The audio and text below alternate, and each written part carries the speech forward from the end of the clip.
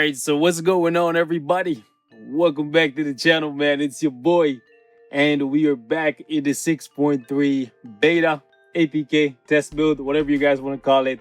And to all of you guys who are messaging me about these crystals, they are not mine, okay? This is not my account, okay? So 73,000 crystals, I'm not over here big whaling. They just gave it to me, okay? This is not my account. I don't get to keep any of these things. Anyways, that being said, yeah, we actually had to clear that up. That being said, man, we're finally going to be taking a look at the king and the queen because they're both getting uniforms in this update. And I know many of you guys are waiting, right, to go balls deep, no pun intended, right, in both of these guys when it comes to their development.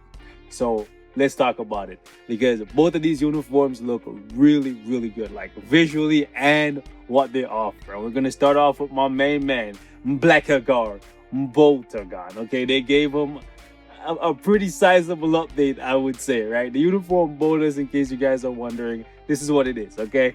It only gives them 15% damage reduction, but it does change a good amount of effects, right? 3 different effects are being enhanced by the uniform. And for those of you guys who just want to see the uniform options, you can see right here, we have Human Torch, we have Emma Frost, we have Wolverine, we have Captain America Endgame, and then we have the Vision. So overall, some pretty decent options, right? But let's get to it, man. The effects, first and foremost, the tier 3 skill, right? Fury of the Midnight King. You can see right here, it decreases all speed, not really that good. Stun, silence is okay for ABX and stuff. Defense down, minus 70%. That's actually pretty damn good. Ignore dodge, 45%. That's pretty good. He's losing a 50% buff that he had pretty much all the time in the previous uniforms. So it's nice that they gave him back a little bit of it, but kind of sucks that the duration is so short, right? It is what it is though, right? Moving on, we do have penetration, which is really nice. And then we have a 35% attack buff. It's okay. The proc is okay. And then we have right here, chain hit. This is actually really, really cool. Chain hit plus skill damage and bonus damage. That's really good. I love the chain hit. 25%, which means if you want to stack like insane amount of chain hit on this guy, you can give him a CTP of energy. And because he has so many hits on the skills that matter, the 3, the 4, and the 5, yeah, he's going to do a bunch of damage. Or at least that's what I'm seeing right now so far. However, keep in mind, this is APK. This is the test build. Nothing is final yet. They could definitely change stuff and things could play it a lot differently on the live server. But so far, what I'm seeing with Black Bolt on the APK, it looks good. I don't think people are going to be disappointed, right, with the uniform, right? Maybe when we have him at tier 2 without a tier 3, we'll see what happens. We'll see if the damage still looks spicy, but I did do a little bit of testing with him in War Boss and he looks good. Okay, so there is hope, fellas. There is hope. Anyways, moving on to the skills. 1 skill, stun. 2 skill, just stun. 3 skill, really nice accumulation based on damage dealt, which is very good. 4th skill, he actually gets to channel, which is actually pretty cool. And then he gets defense down, stacks up to 50% for 6 seconds, 16-second cooldown, so you can't keep this up all the time, but it's still really nice. Then we have the 5th skill, which gives him a 40% attack and crit rate buff, 15-second cooldown, 5 seconds of invincibility, plus a little bit of healing. This is good because what Black Bolt needed was more damage, way more damage, way more damage. In case you guys didn't see my pre-update video on Black Bolt, man, the damage was pitiful with the previous uniforms, right, and the base kit as well, right? So he needed way more damage, but he also needed more survivability, and I think he's actually getting that here, right? He's getting some iframes, he's getting invincibility, and he's getting a heal, which gives him some bounce back, and he still gets to keep his 4-star passive, which removes debuffs, but they removed the well, they didn't remove, they reduced rather. They reduced the cooldown time from 30 seconds initially with the previous uniforms and the base kit, right, to 20 seconds now. So that's actually not bad, right? It's not the greatest out of like 15 seconds, you know what I'm saying? But 20 is pretty good. We can work with 20. And honestly, looking at Black Bolt's kit, I don't think he's a character that you're going to be using in PvP per se, like timeline, like Vibranium League to take down like Jean Greys and stuff. If it's just for shits and giggles, yeah, I could see you do that. but like as a meta PvP character that you can like auto play with, I don't think so. I think the debuff here will just be really good for like in tough fights against maybe Call Obsidian or somebody. Maybe he's bleeding, he can just shrug off the bleed, right? That's pretty cool. Or if you get hit by the Blade Twister or whatever and you're bleeding, you can just shrug that off. That's pretty cool. But look at his leadership, boys. They gave him Mr. Fantastic leadership for the Inhumans. This is really, really cool. So now Black Bolt is the best leadership to have for Inhuman characters. That's pretty dope. Hopefully we get another update that touches on the other Inhumans like Karnak that got left behind, Maximus, right? Hopefully there's a part 2 or there's just another update planned for the Inhumans in a couple months, right? Because it feels bad to see the rest of them get left behind, but it's nice that the King has been elevated to where I think most of us would want him to be when it comes to PvE, right? Let's jump in. I'll show you guys how his skills play out. So let's take a look at the one skill here. This right here, you can see this screams Shadowland. Okay, Shadowland written all over it. This is not a skill you're gonna want to use in War Boss. This one is a little bit more viable, but at the exact same time, the beginning is just not good. It's just not very good. You're just gonna get slapped around, so you don't want to do that. However, the third skill, look at that. It's a very long iframe. Very, very long iframe with the accumulation on it. That's beautiful, right? And you take a look at his fourth skill here. This is not a skill that you want to use, right? Unless you use your fifth skill first. Because if you're just standing in place like this, the guard is not going to protect you.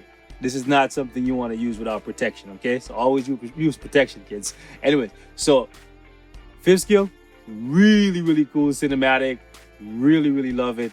And you get the invincibility. So what I've been doing with him so far, right, when I'm using him in World Boss, do a little bit of testing, I go with the 3, and then I just cancel out of it, and then I let the 5 rock, and then I just rock with the 4, right, for a couple seconds because I have the invincibility left over. So that's ideally how I would think most people are gonna play him, like 3. If you have rage on him, you can just let the 3 play out and then go 5-4.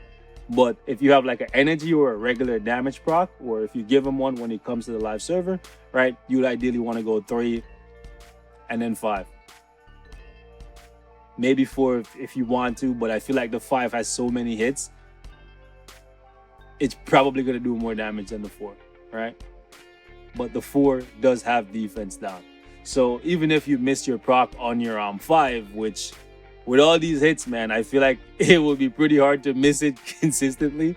At least the 4 has the defense down and you'll have the attack buff from the 5. So that's pretty cool. And I also really, really like his tier 3. Fury of the Midnight King. That's slow-mo though. Oh my gosh, it's good. Man, this uniform is fire, boys. It's so good. I'm going to give you guys some gameplay in World Boss, but I just want to go over really quickly these 2 uniforms because I know some of you guys have been looking forward to seeing the effects and stuff on them. So let's talk about Medusa here. I did transcend her earlier today just to get a feel for how she plays in World Boss. She's so much safer. She has so much more damage. I absolutely love this uniform. I wasn't a big fan of her getting another uniform over somebody else who really needed it because before she was okay. But now she's great. Like, she's actually freaking great, boys. Like, especially with this Queen's Command. Like, look at all these buffs, man. There's buffs for days, right? The first half is basically just for Shadowland. But then we have the self buffs, so the crit rate, the crit damage, the ignore dodge. That's pretty nice. The invincibility, the debuff removal, the attack buff, the accumulation is the big thing here, plus the attack. So you're seeing right here, they reduced the all attack and all defense buff from the 50% that it used to be to now being 20%. And that's because you're getting more HP and more attack than they had before when you transcend their potential. I'll put up a screenshot on screen right here for you guys so you can get an idea of how much physical attack and how much HP she gained from being transcended. Anyways, moving on, let's take a look at the rest of the skills and the passives. So right here, guaranteed dodge, guaranteed crit, skill damage, bonus damage. First skill, just a drill. Second skill, just bleed. Third skill, all attack and defense. 70%, boys. I don't think any other character in the game has an all attack. Actually, no. I was thinking about Mr. Sinister for a moment there, because Mr. Sinister has, hold on, Mr. Sinister has something very, where is he? Where are you? There you go. Oops, wrong person. Anyways, Mr. Sinister has something. He only has the all attack. I think this goes up. Yeah, I'm wasting gold, very little gold that I have on this. Okay, so Mr. Sinister has something similar, but it's for each surviving summon. So that kind of is dependent on the situation and if the summons can stay alive. Whereas Medusa, yeah, she has 70% all the time. 70% all attack and all defense will make her very, very tanky for World Boss, plus the 45% crit rate. It's actually really nice. 8-second duration, 17-second cooldown, so there's only going to be about half a second when this thing is not up. That's really, really good. 4 seconds of immunity though. Would have been nice to get 5 or 6, but it's fine because she has a lot of iframes in her kit, right? And then we have defense down, which does not apply on World Boss, unfortunately, right? We got ignore dodge and ignore defense there. You can do with that what you will. It's 15-second cooldown, so 7.5. I want to say you don't have to max out or ignore defense because of the fact that it's only going to be like a 2-second window, 2.5-second window when you don't have max ignore defense, and you could just save those Uru slots to give her something else. But I just maxed it out just because, right? I rather just have it maxed all the time. And then her 5th skill, you can see right here, an all attack buff, which is actually pretty crazy, right? This one you can't keep up all the time either, but the fact that she has 70% all attack here and then another 35% all attack here is actually pretty insane. And she has paralysis, which works in World Boss, right?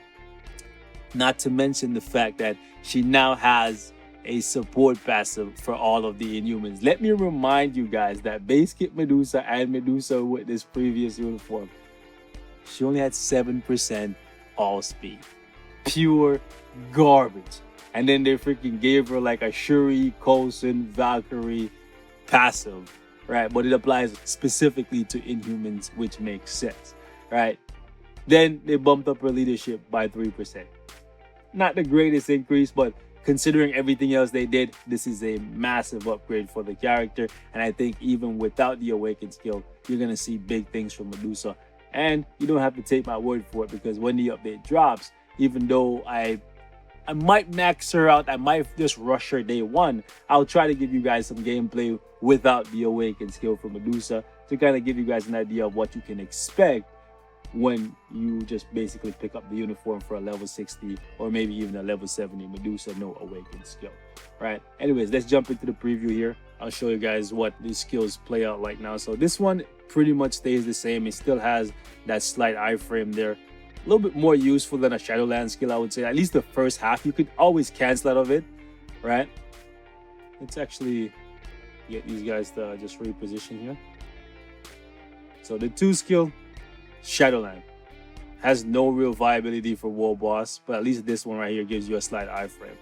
3rd skill though, this one is the money maker, so you always want to open with this because that gives you not only immunity, right, but that 70-70, right, it's just crazy. 70-70, man, plus 45%. It's just crazy. And then we have iframe, which was already on her. This is so cool.